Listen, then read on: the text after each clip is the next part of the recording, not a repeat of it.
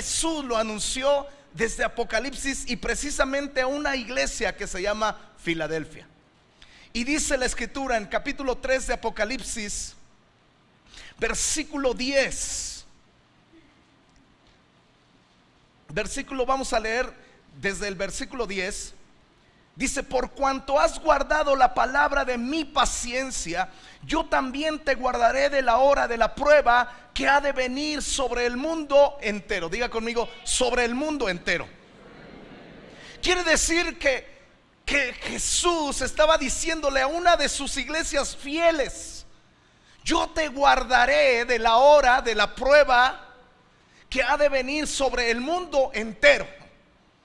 Una iglesia que Él juzgó como digna, que Él juzgó como fiel, que Él juzgó como suya. Una de las 7 iglesias. Dijo Dios: va a venir una prueba sobre el mundo entero, y yo te voy a guardar de la prueba por cuanto has guardado la palabra de mi paciencia.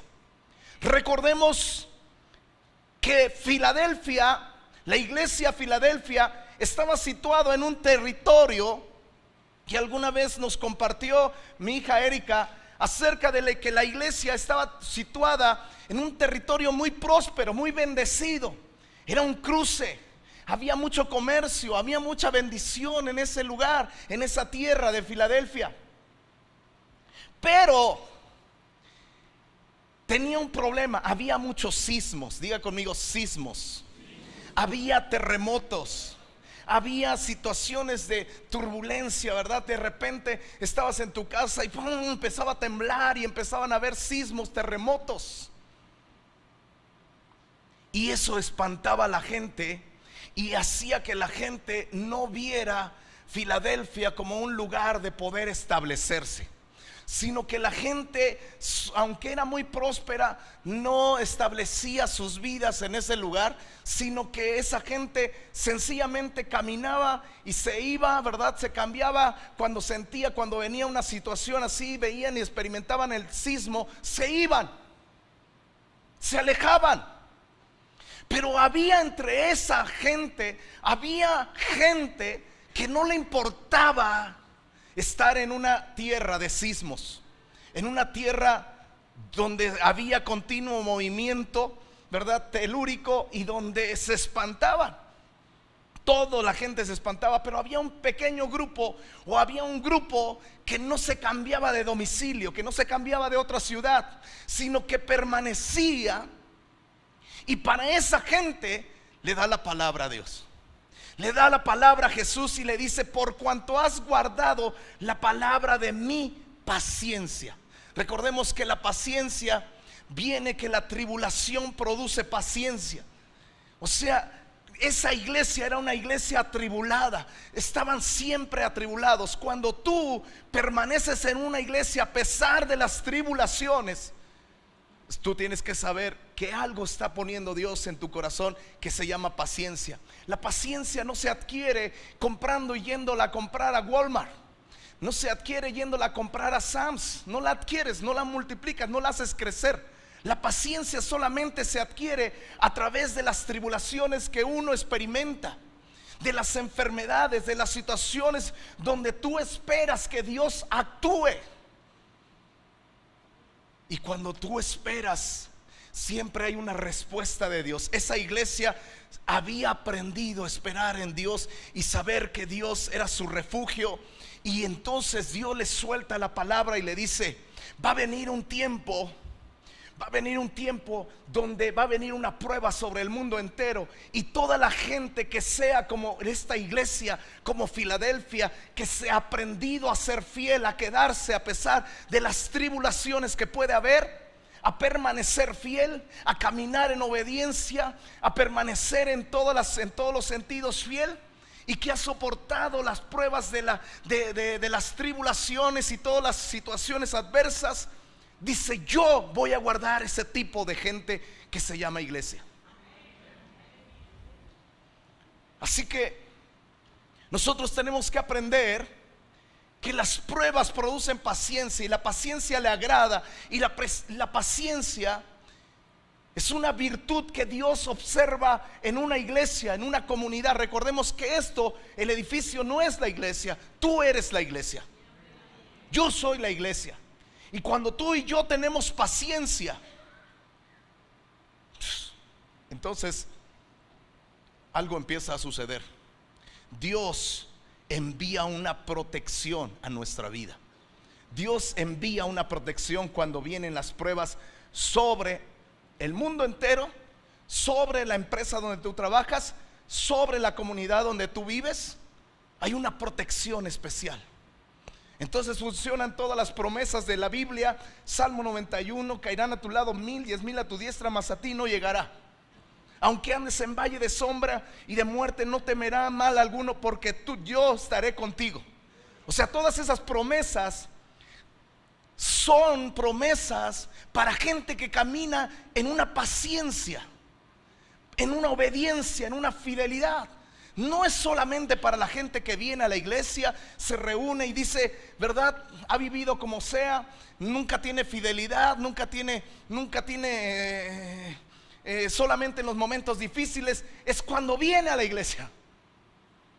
No, a pesar de todos los momentos difíciles, buenos, estamos ahí, permanecemos. Sabemos que la iglesia es un refugio. Sabemos que congregarnos es algo que a Dios le agrada. Y si ahorita tenemos todavía la bendición de hacerlo con algunas medidas, lo vamos a hacer. Y si nos cambian la estrategia, nosotros tenemos una segunda estrategia. Pase conmigo al libro de Hechos. Dios está esperando y es un tiempo donde nosotros nos aprendemos a reunir. 5:42. Escuche bien. En tiempos de tribulación, dice, y todos los días en el templo y por las casas, diga conmigo, y por las casas no cesaban de enseñar y predicar a Jesucristo. No cesaban. Cuando te cierran el templo, se queda un refugio, son las casas. La iglesia primitiva había aprendido no solamente a reunirse en el templo, sino también en las casas. Nosotros ¿por qué tenemos la visión de células? ¿Por qué tenemos la visión de reunirnos en células? Porque la célula o la casa donde nos reunimos es un refugio.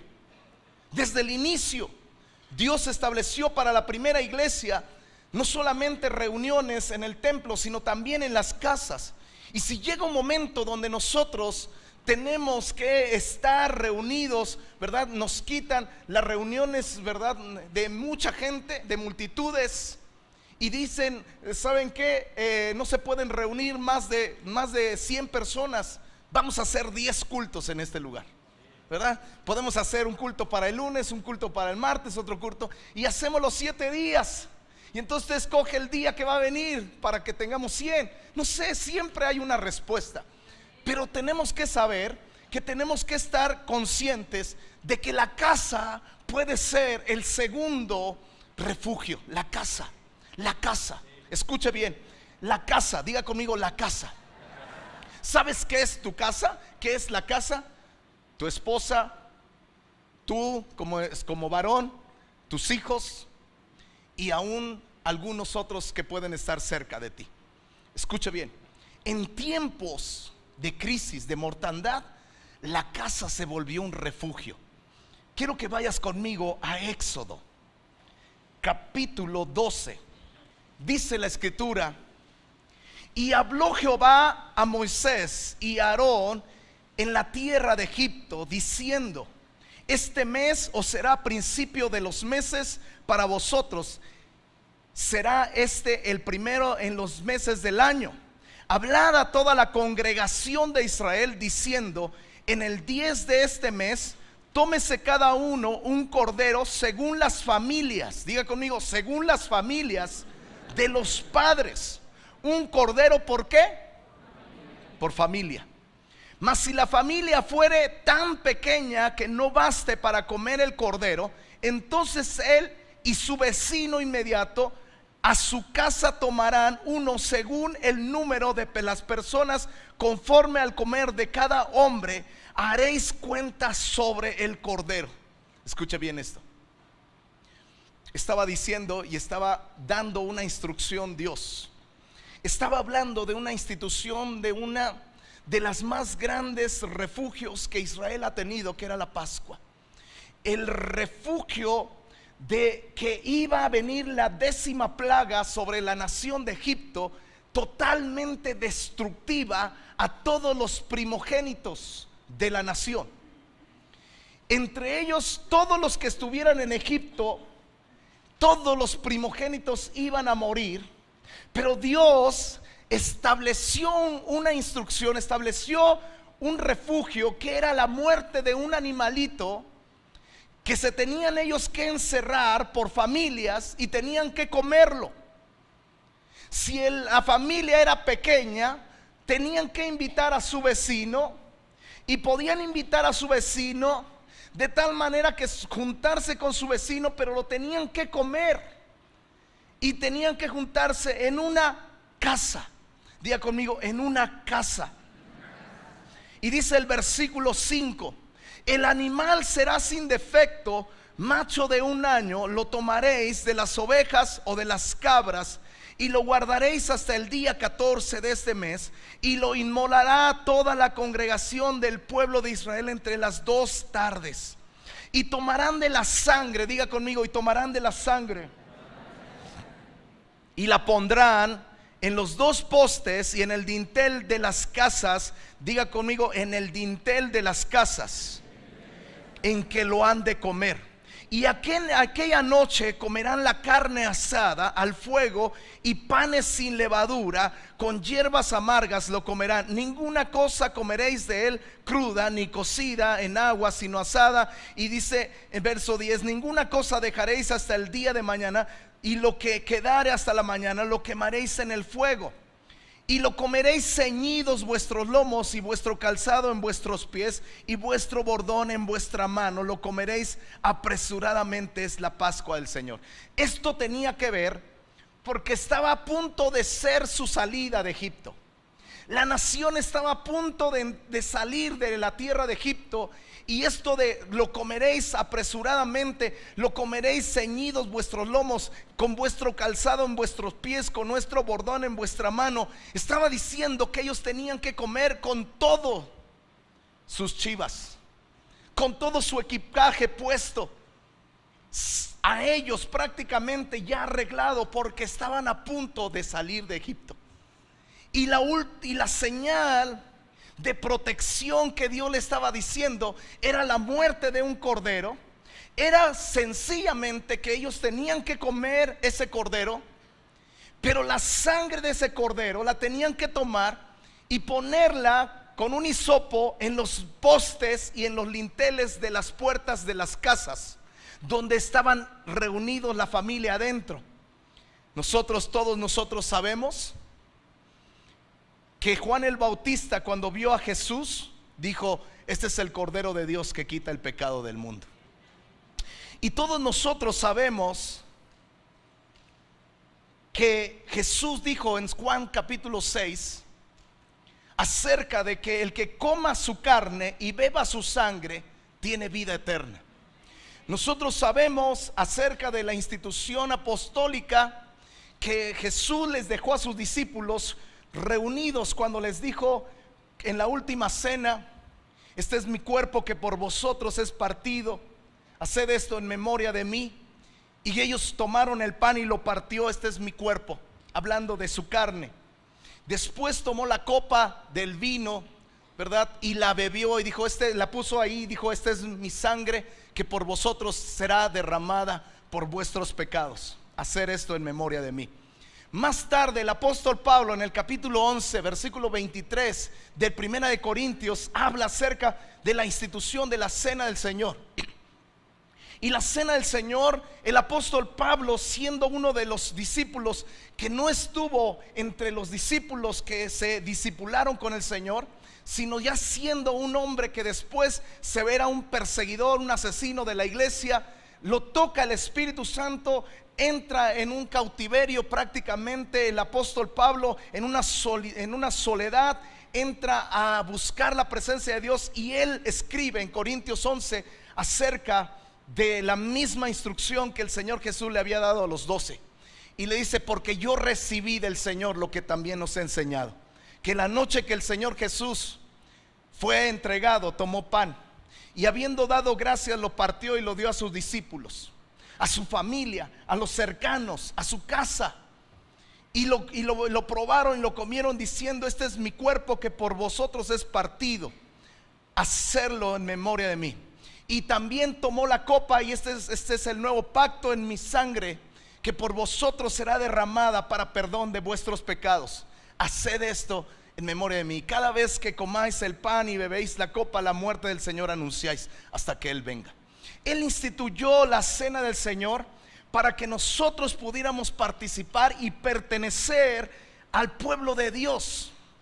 Cada persona, por eso nosotros no hacemos la cena del Señor como muchas veces se practica en todas las iglesias. Nosotros damos una cena del Señor el primer martes de cada mes como un acto especial, donde la iglesia viene, participa de la cena del Señor, dando a decirle al Señor: Señor, nosotros somos tu pueblo y creemos en tu muerte, y creemos en ese cordero que dio su vida, su cuerpo, su sangre por nosotros.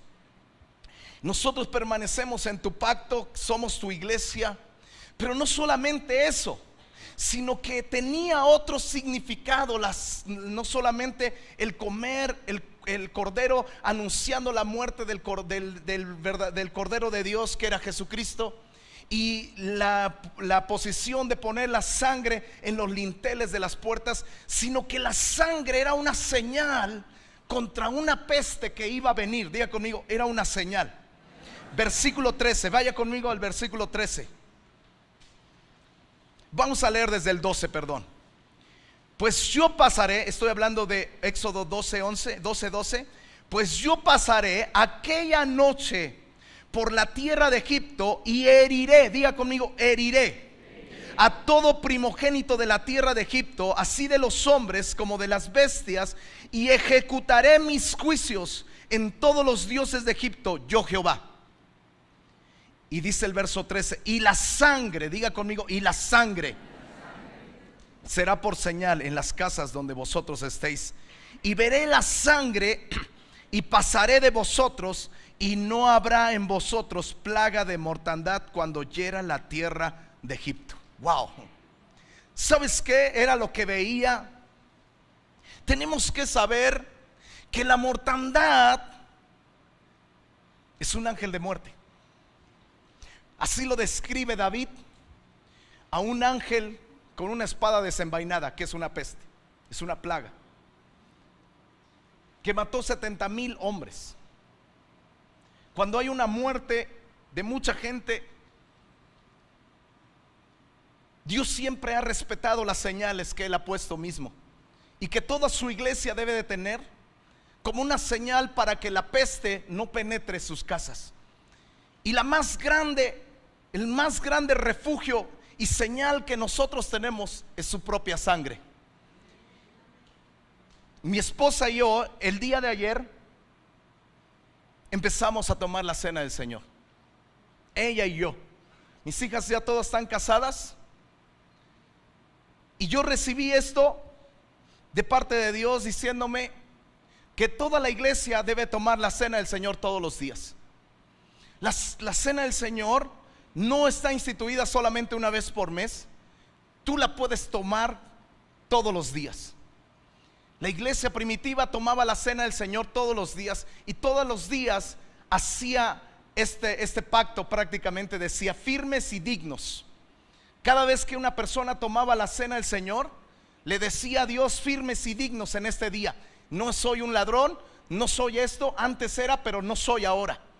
tomaba la cena del Señor y le decías: no soy esto y yo por eso la tomo. Al otro día venías: hoy sigo siendo lo que yo dije que sería. Soy un hombre firme y digno. Era un compromiso como el de un soldado con su general romano, que le decía en un pacto de fidelidad. Cuando la iglesia entiende que la cena del Señor, nos reunimos para decirle a nuestro general, que es Jesucristo, firmes y dignos: Señor, permanecemos en tu pacto. Han pasado 2000 años, pero la iglesia sigue permaneciendo en el pacto que Jesús estableció como el nuevo pacto en su sangre. El nuevo pacto que debe traer una protección más que cualquier otra medida que las autoridades pudieran darnos. La sangre de Jesucristo es el refugio más grande en medio de una cena del Señor. De tal manera que yo quiero darle la instrucción de parte de Dios.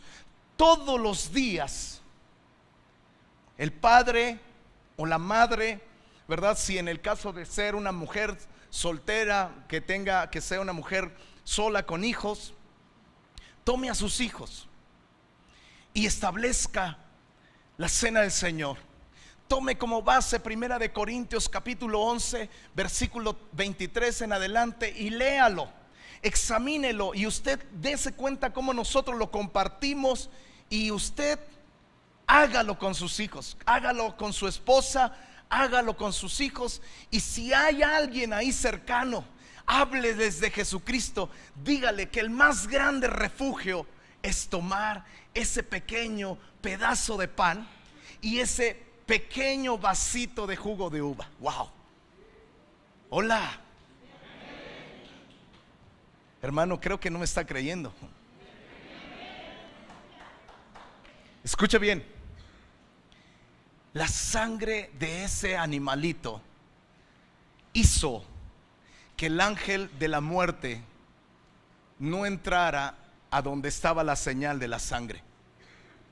El primogénito que estaba ahí iba a morir, pero si el ángel veía la señal de la sangre, se cruzaba y se seguía donde no veía la señal de la sangre. Yo le estoy dando como pastor los refugios de Dios a lo largo de la historia, y le voy a compartir 3 o 4 prédicas acerca de las señales de los tiempos donde hubo tiempos de pestes, de plagas, y donde Dios puso una señal que paró la muerte, que paró la enfermedad y que detuvo la cena, la institución de la cena del Señor. Eso separe cualquier virus.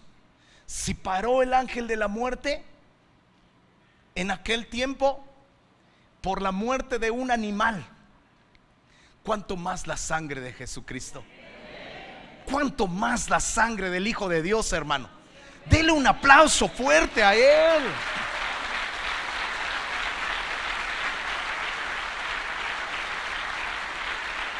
Dele honra a Dios. Este es nuestro más grande refugio. La sangre de Jesucristo.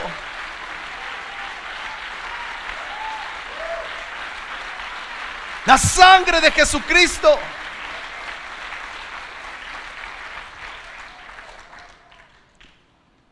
La señal. Dios respetó la señal en las casas, no en el templo, sino en las casas, donde estaban reunidas cada familia judía, cada familia hebrea que se reunía y comía, como las instrucciones decían, un cordero sin mancha, joven de 1 año, sin defecto. Ellos lo mataban, ellos lo asaban como las instrucciones decían. Le quitaban la sangre, la guardaban en otra parte, se comían el cordero, que es la palabra de Dios. Cuando nosotros nos reunimos, la palabra de Dios, comer el cordero es ahorita lo que estamos haciendo, comer su cuerpo, comer su palabra. Su palabra, Jesús es el verbo de Dios, el verbo es la palabra, y la palabra la estamos comiendo en nuestras casas también. Por eso instituimos las células porque también nos reunimos como familias, ¿verdad? Para poder invitar a otros y ganar a otros para que puedan ser salvos. Esa es la función de una célula. No solamente reunirse para poder convivir, una cena o una comida, no sé, X cosa, sino también para poder comer la palabra de Dios. De tal manera, hermano, que la cena del Señor es algo que nosotros tenemos que aprender a tener.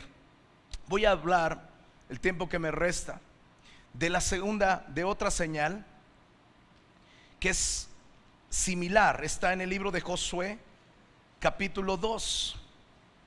Pero quiero que vea usted cómo las señales son importantes para que algo no sea destruido cuando está en esa casa. Josué había entrado ya a la tierra de Canaán con todo, prácticamente la nación bajo sus órdenes. Dios le había dado la promesa de que nadie le podría hacer frente en todos los días de su vida. Dios iba a estar como estuvo con Moisés, lo iba a estar con él, solamente que él fuera esforzado y valiente. Y Dios había dicho acerca de Josué que él iba a conquistar la tierra, y le da instrucciones de conquistar la primera tierra, la tierra de Jericó. Y la tierra de Jericó estaba bien cerrada, y mandó dos espías a poder entrar y poder ver la ciudad. Y en medio de la ciudad ellos vieron y se quedaron en la casa de una mujer que se llamaba Rahab. Esta mujer era una prostituta. Diga conmigo, prostituta. Y esta mujer les dice algo a ellos, y les dice en el verso 10: porque hemos oído que Jehová hizo secar las aguas del mar Rojo delante de vosotros cuando salisteis de Egipto, y lo que habéis hecho a los dos reyes de los amorreos que estaban al otro lado del Jordán, a Sehón y a Og, en los cuales habéis destruido. Y oyendo esto, ha desmayado nuestro corazón, ni ha quedado más aliento en hombre alguno por causa de vosotros, porque Jehová vuestro Dios es Dios de arriba en los cielos y abajo.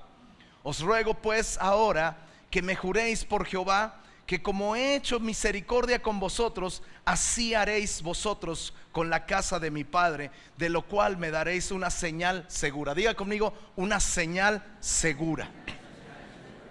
Y que salvaréis la vida de mi padre y a mi madre, a mis hermanos, hermanas y a todo lo que es suyo. Y libraréis, diga conmigo, y libraréis nuestras vidas ¿de qué? De la muerte. Ellos respondieron: nuestra vida responderá por la vuestra, si no os denunciares este asunto nuestro, y cuando Jehová nos haya dado la tierra, nosotros haremos contigo misericordia y verdad.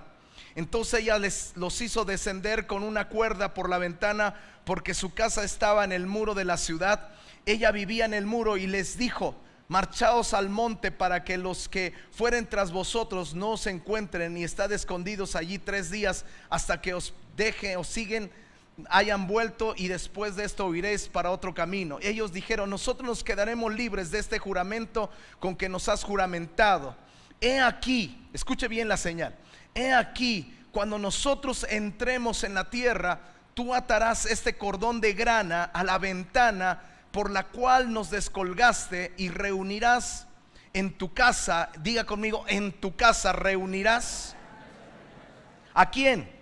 A tu padre, a tu madre, a tus hermanos, a toda la familia de tu padre.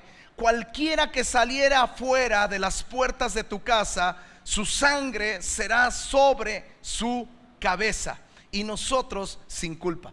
Quiere decir, escucha bien, ¿dónde estaba el refugio? En la casa. Si ellos estaban fuera de la casa, ellos no se hacían responsables por la vida de los que estaban fuera de la casa. Ellos se iban a ser responsables solamente por los que estaban dentro de la casa. Esto es importante que nosotros lo entendamos, porque en los tiempos de mortandad iba a venir una mortandad. Dios había dicho a la nación de Israel, era una guerra, pero había dicho que no habían de dejar nada sobre la tierra de estas de Jericó, ni nada, todo lo tenían que destruir. Todo lo tenían que destruir, varones, mujeres, niños, animales, todo.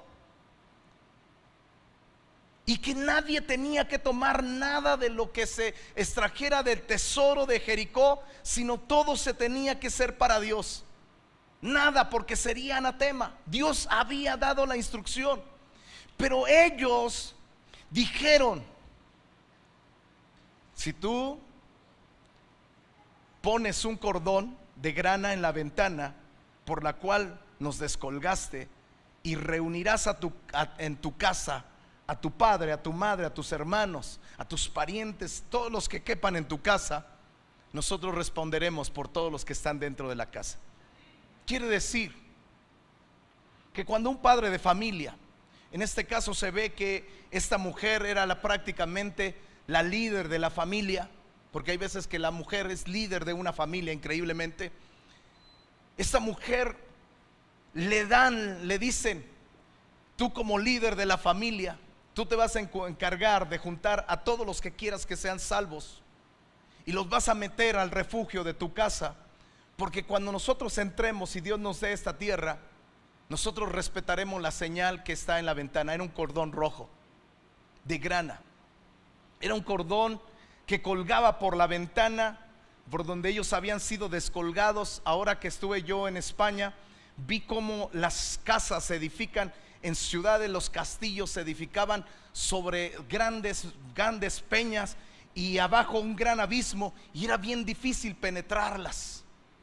Y ves las ventanas que dan al abismo, y dije: así era la casa de Rahab, la ramera.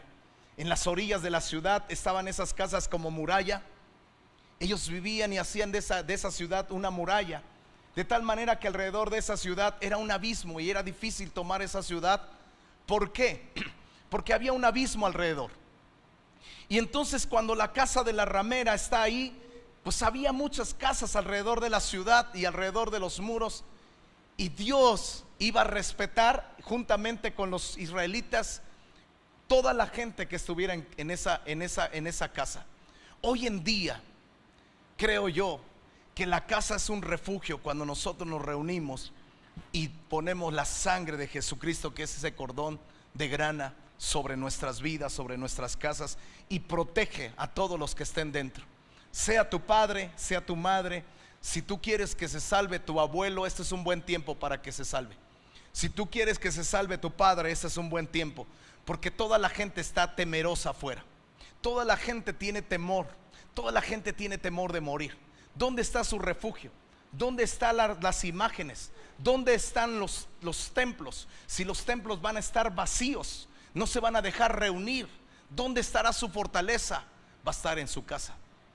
Cuando tú conoces a Jesús, la fortaleza, tu casa se convierte en una fortaleza, y tú puedes poner el cordón de grana, que es la sangre de Jesucristo, la palabra de Dios, y todos los que estén dentro de tu casa, ese es el mejor momento para salvarlos. Los corazones de la gente van a estar sensibles a lo que está pasando en nuestro país.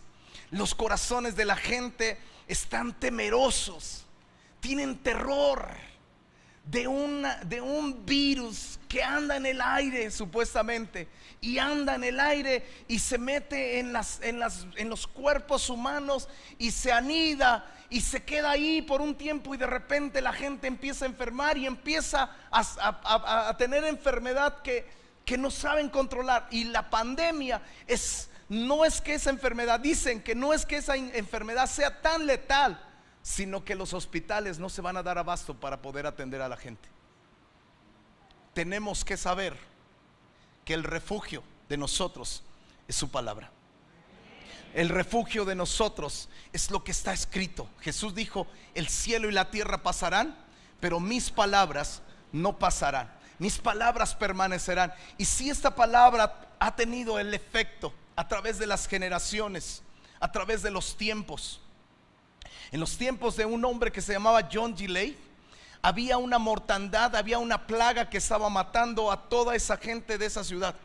John Gilley había perdido familiares cercanos, y un día quebrantado de ver cómo morían sus familiares, le empezó a decir a Dios: ¿por qué nosotros no somos salvos? ¿Por qué nosotros no tenemos un refugio? Y Dios le empezó a hablar acerca de su protección, acerca de la protección de su nombre, acerca de la protección de la fe. Y en medio de un tiempo donde los cadáveres se quedaban en las calles y nadie quería tocar los cadáveres, nadie quería enterrarlos. ¿Por qué? Porque esos cadáveres, al tocarlos, quedabas totalmente contagiado y tú también ibas a morir. Nadie quería tocar los cadáveres, nadie quería poder tomarlos, nadie quería salir a la calle, porque los cadáveres estaban en las calles, estaban en las casas, la gente no sabía qué hacer. John Gillette empezó a pedirle dirección a Dios, y Dios empezó a hacerle ver que él tenía que vivir como la palabra de Dios decía. Y él empezó a decir que el más grande refugio era la iglesia. Y él empezó a hacer reuniones y hablar acerca de Jesucristo, como su sangre, la protección sobre los hijos de Israel en Egipto. Y en toda la gente que venía a las reuniones de John Gillette en el templo, no tenía plaga. Y empezaron a ver toda la gente que todos los que se reunían en el templo con John Gillette no estaban enfermos, no les hacía nada las plagas. Entonces fueron a John Gillette y le dijeron: ¿cuál es el motivo por el cual ustedes no están enfermos? ¿Por qué ustedes son protegidos? Y entonces él les dijo: nuestro más grande refugio es la palabra de Dios, y es Jesucristo. Nosotros hemos creído que Él tiene poder, y que Él venció el poder de la muerte, y Él venció el poder de las plagas. De tal manera que desafió a los médicos de aquel tiempo y le dijeron: queremos hacerte una prueba, queremos ver si realmente esto es verdad, queremos ver si esto es real. Y entonces tomaron el virus de la plaga y lo pusieron en la sangre de John Gillette. Tomaron una pequeña porción de la sangre de John Gillette, pusieron el virus para ver qué hacía, y al contacto, escucha bien, al contacto el virus con la sangre de John Gillette, en ese momento el virus moría. Moría.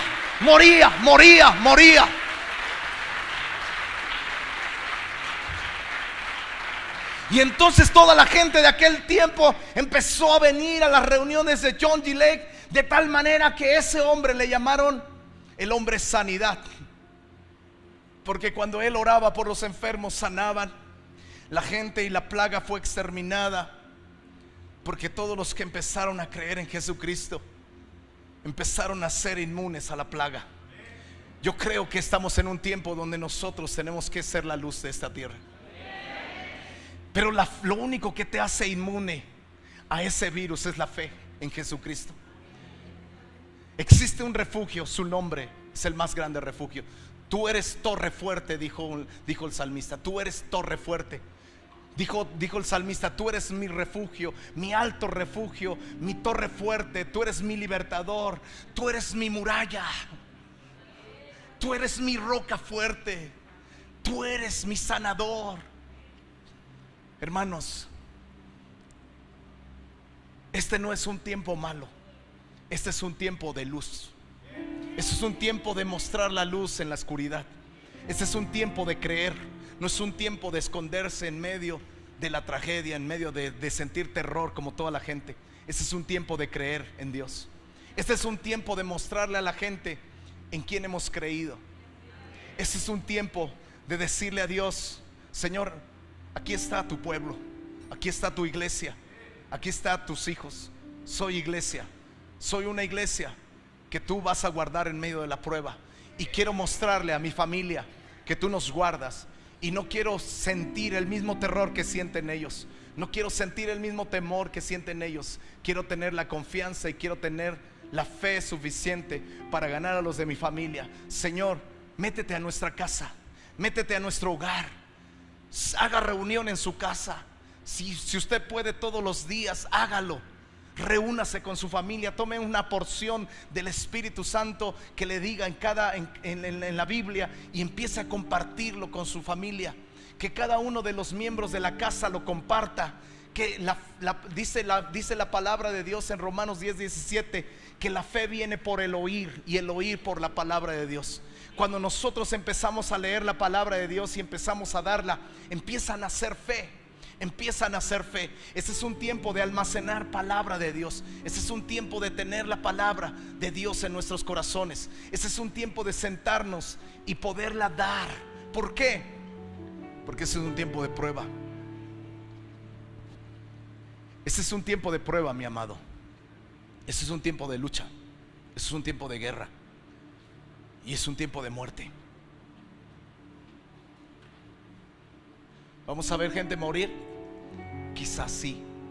Yo no sé hasta dónde va a avanzar.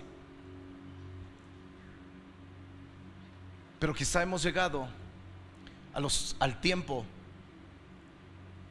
de una prueba que va a afectar tremendamente al mundo. Y vamos a ver mucha gente morir. Pero si tú y yo confiamos en la palabra de Dios, si nosotros nos mantenemos firmes y dignos y tomamos la palabra de Dios como una fortaleza y empezamos a hacer lo que la Biblia dice, la cena del Señor en nuestra casa, tomarla, recibirla, entonces Dios, que gobierna todas las cosas, dice: ¿quién hizo el destructor? Dios lo hizo. Dios ordena y algo se detiene. Y me pasaría medio día hablándote acerca de cómo Dios ordena para que la muerte se detenga, porque Jesús tiene las llaves de la muerte.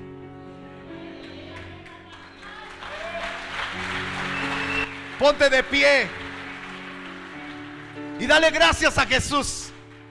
Dale gracias a Jesús. Dile: Señor, tú eres mi escudo. Toma a tu esposa, toma a tus hijos, toma a tu familia y dile: Señor, tú eres nuestro refugio, nuestro alto refugio, nuestro libertador, nuestra torre fuerte. Tú eres nuestro castillo. Vamos, iglesia, levante su voz. Vamos, iglesia, créalo. Vamos, iglesia, somos la luz de esta tierra. Vamos, iglesia, levante su voz y hónrelo.